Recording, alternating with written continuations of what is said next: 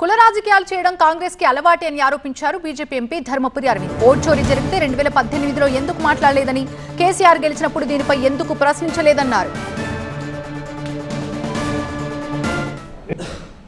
ఒకవేళ ఓటు చోరీ అయ్యి ఉంటే మరి ఆనాడు కేసీఆర్ గెలిచింది కదా, మరి ఏమైంది, మరి ఎందుకు మాట్లాడతలేదు, మరి ఎందుకు మాట్లాడలేదు? ఉత్తమ్ కుమార్ రెడ్డి ఫస్ట్ ఉత్తమ్ కుమార్ రెడ్డిని అడుగు మహేష్ అన్న,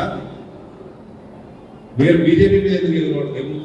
మేము ఎలక్షన్ కమిషన్ గౌరవిస్తాము, మేము రాజ్యాంగాన్ని గౌరవిస్తాము, మేము ఎలక్టోరల్ రోల్ ని కూడా గౌరవిస్తాము.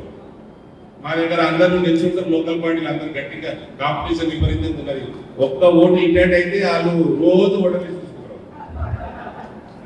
చూసుకుంటారు, ఓటర్ లిస్ట్.